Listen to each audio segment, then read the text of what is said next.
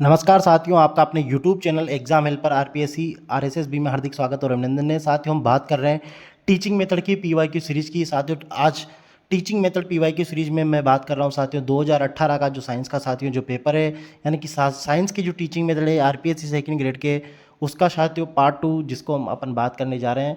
बिना किसी देरी के मैं छोटे छोटे वीडियोज़ आपके सामने पीवाईक्यू के लेके आता हूं।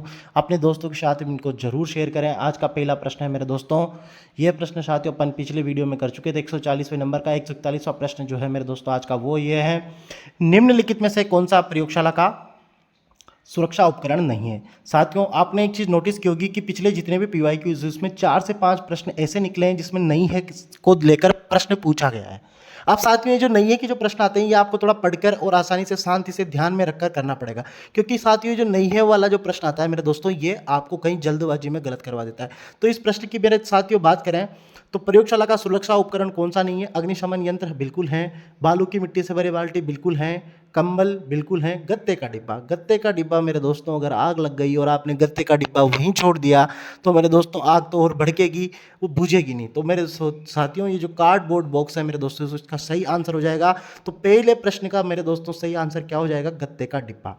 ऊपर के जो तीनों है मेरे दोस्तों ये सुरक्षा उपकरण है, ये आग को बुझाने में सहयोग प्रदान करेंगे। अगला प्रश्न मेरे दोस्तों वो है 142वां। उससे पहले मैं आपसे रिक्वेस्ट करता हूं, अभी तक आपने दोस्तों के साथ ये चैनल शेयर नहीं किया और खुद ने सब्सक्राइब नहीं किया तो प्लीज़ इसको सब्सक्राइब भी कीजिए और अपने दोस्तों के साथ जरूर शेयर कीजिए। शैक्षिक उद्देश्यों का वर्गीकरण कितने पक्षों में किया गया है। तो साथियों 3 यहाँ पर मुख्य पक्ष होते हैं, लेकिन ऑप्शन में यहाँ 2, 4, 3, 5 दिए हुए हैं, तो आंसर नंबर 3 जाएगा। ये पक्ष आपको ध्यान होगा किसने दिया था, ये पक्ष दिए थे मेरे दोस्तों ब्लूम ने बताया था संज्ञानात्मक और क्रियात्मक और भावात्मक जो साथियों 3 पक्ष है मुख्य, वो पक्ष यहाँ पर शैक्षिक उद्देश्यों के वर्गीकरण का निर्धारण करते हैं। तो मेरे दोस्तों यहाँ पर टीचिंग जो यहाँ पर ऑब्जेक्टिव्स हैं मेरे दोस्तों उनका क्लासिफिकेशन जो है मेरे दोस्तों 3 पक्षों में किया गया। अगला प्रश्न है मेरे दोस्तों 143वां। टीचिंग मेथड पीवाईक्यू की ये सीरीज है, क्रियात्मक पक्ष का उच्चतम व्यवहार स्तर है। तो साथियों क्रियात्मक जो पक्ष है मेरे दोस्तों यानी कि साइको जो मोटर वाला जो एटीट्यूड है, जो व्यवहार है, उसका जो साथियों उच्चतम स्तर क्या होता है। पहला ऑप्शन यहाँ पर उद्दीपन, दूसरा है नियंत्रण, तीसरा है समन्वय, चौथा है आदत निर्माण। साथियों अगर आप क्रियात्मक पक्ष की बात करें तो क्रियात्मक पक्ष में आप किसी भी चीज़ पर जब कार्य करते हैं तो मेरे दोस्तों जो उद्दीपन से जब उसकी शुरुआत होती है तो उसमें समन्वय, नियंत्रण के बाद उसमें समन्वय की स्थापना होती है और समन्वय जब आ जाता है तो उसके बाद ही मेरे दोस्तों आदत का निर्माण होता है। तो आदत का जो निर्माण है मेरे दोस्तों किसी भी क्रियात्मक पक्ष में जो है मेरे दोस्तों ये उच्चतम स्तर का एक यहाँ पर बिहेवियर है और उच्चतम स्तर का एक पक्ष है। तो इसका सही आंसर मेरे दोस्तों क्या जाएगा, आदत निर्माण, यानी कि हैबिट का जो फॉर्मेशन है मेरे दोस्तों वो साइकोमोटर पक्ष का उच्चतम व्यवहार स्तर है। तो मेरे दोस्तों इसका सही आंसर क्या हो जाएगा, आंसर नंबर 4। अगला प्रश्न स्क्रीन पर है मेरे दोस्तों, समाज में वैज्ञानिक सोच का विकास और एवं अंधविश्वासों को दूर करने का विचार किसने दिया। तो साथियों वैज्ञानिक सोच का तो विकास हो और अंधविश्वास दूर हो। तो साथियों ये जो धारणा है मेरे दोस्तों ये धारणा किसने दी। ऑप्शन है आपके सामने, राष्ट्रीय शिक्षा नीति 1986, कोटारी आयोग 1964, मुदालियर आयोग 1953, विश्वविद्यालय शिक्षा आयोग 1949। इससे पहले मैं आपको बता दूं ये जो चारों सन आपने दिए हैं ये आप देख रहे हैं, इनको सीधा सीधा याद कर लीजिए। राष्ट्रीय शिक्षा नीति कब आई, 1986 में। कोटारी आयोग कब आया, 1964 में। मुदालियर आयोग कब आया, 1953 में। विश्वविद्यालय शिक्षा आयोग कब आई, 1949 में। इसके साथ ही आप मेरे को एक प्रश्न और बता दीजिए, अभी जो हाल में राष्ट्रीय शिक्षा नीति आई है मेरे दोस्तों उसमें वो कौन सा फॉर्मूला दिया है, 5+3+4। तो इसको आप थोड़ा एक्सप्लेन करके बता देना मुझे कि 5 साल का जब बच्चा होगा तो कौन सी क्लास में आएगा, 3 साल उसको कौन सी क्लास में पढ़ाया जाएगा। तो साथियों ये जो नई शिक्षा नीति से जुड़े जो प्रश्न हैं उनको भी आप ध्यान में रखें। अगर कोई सा भी आप पेपर देने जा रहे हैं तो साथियों इसका जो सही आंसर होगा मेरे दोस्तों वो सही आंसर चल जाएगा इसका, राष्ट्रीय शिक्षा नीति 1986।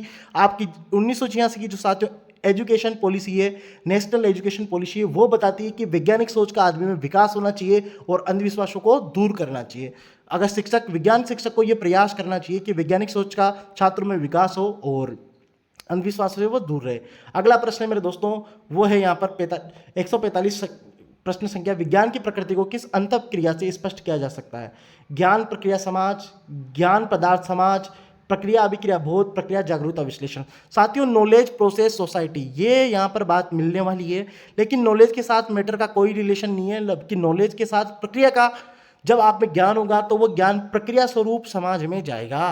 तो साथियों ये यहाँ पर एक साइंस की प्रकृति है और ये अंतःक्रिया के द्वारा साइंस को स्पष्ट किया जा सकता है। लेकिन बात करें यहाँ पर ऑप्शन नंबर 3 की, प्रोसेस रिएक्शन अंडरस्टैंडिंग, ये कहीं से यहाँ पर तालमेल नहीं बैठ रहा है, तो इसका सही आंसर मेरे दोस्तों क्या हो जाएगा, ऑप्शन नंबर 1, यानी कि ज्ञान प्रक्रिया जो समाज है मेरे दोस्तों, इसका सही आंसर चला जाएगा। अब यहाँ पर एक साथियों एक बड़े वैज्ञानिक का नाम आ रहा है, बड़े मनोवैज्ञानिक का नाम आ रहा है, जो कि टीचिंग मेथड में इनका काफ़ी अच्छा योगदान है। फ्रुस्ट का पैराडाइम किस अंतर संबंध को इंगित करता है? फ्रुस्ट जो है मेरे दोस्तों शैक्षिक उद्देश्य, इन्होंने ऑप्शन दिए हैं, शैक्षिक उद्देश्य, विशिष्ट उद्देश्य, लेखन प्रक्रिया। शैक्षिक उद्देश्य अधिगम अनुभव मूल्यांकन प्रक्रिया, शैक्षिक उद्देश्य ज्ञान उद्देश्य बोध प्रक्रिया, और अंतिम जो ऑप्शन है मेरे दोस्तों वो है यहाँ पर शैक्षिक उद्देश्य, संज्ञानात्मक उद्देश्य और प्रयोग प्रक्रिया। तो साथियों पृष्ठ का जो पैराडाइम है मेरे दोस्तों, वो जो संबंध को बताता है वो है मेरे दोस्तों यहाँ पर शैक्षिक उद्देश्य, अधिगम अनुभव और मूल्यांकन प्रक्रिया।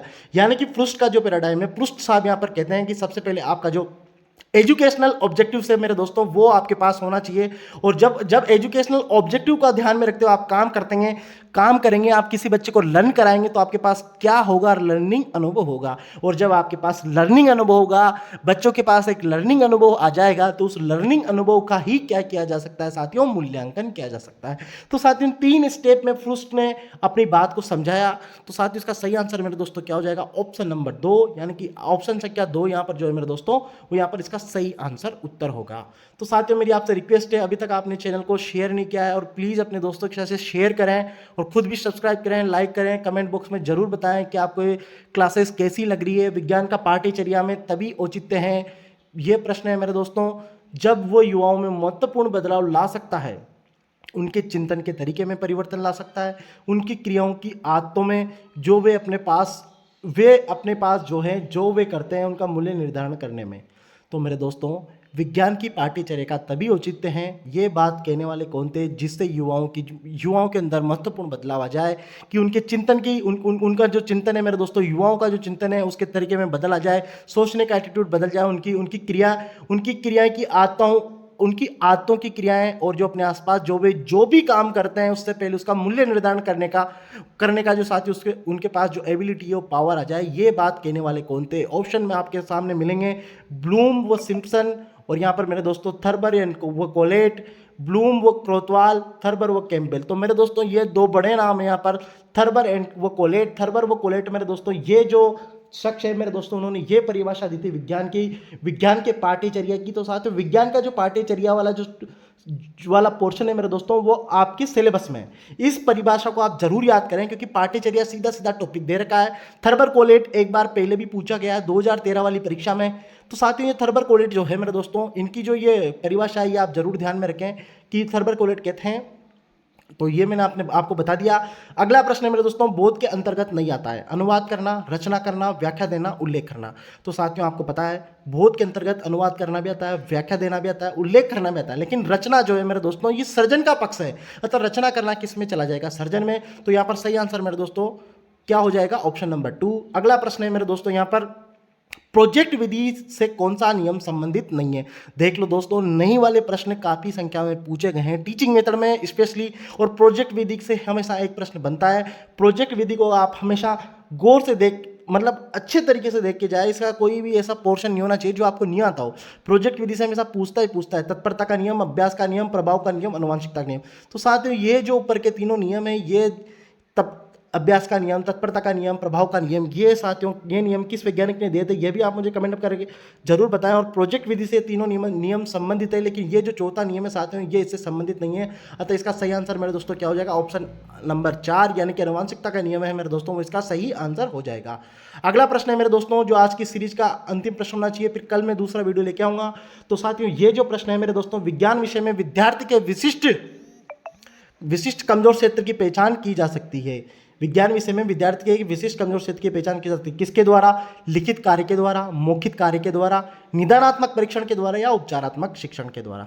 तो मेरे दोस्तों आपको मैं बता दूं कि विद्यार्थी का अगर कोई पक्ष कमजोर है तो उसकी जो पहचान है मेरे दोस्तों निदानात्मक परीक्षण के द्वारा करी जाएंगी, जबकि उपचारात्मक परीक्षण तो उसकी समस्या का कारण ध्यान करने के बाद उसका उपचार करेगा, तो वो तो सॉल्यूशन है। लेकिन निदानात्मक परीक्षण क्या करेगा? उसकी पहचान करवाएगा कि ये फला विद्यार्थी जो है मेरे दोस्तों ये इस विशिष्ट क्षेत्र में कमजोर है। तो साथियों ये थी आज की आपकी PYQ क्लास जो कि मैंने आपके साथ शेयर की। अपने दोस्तों के साथ जरूर शेयर करें और अपने चैनल के माध्यम से मैं आपको बता दूं कि मैं टीचिंग मेथड और यहाँ पर अपने साइंस से संबंधित जो साथियों PYQ है उनकी भी यहाँ पर एक सीरीज चल रही है। अपने दोस्तों के साथ चैनल को जरूर शेयर करें।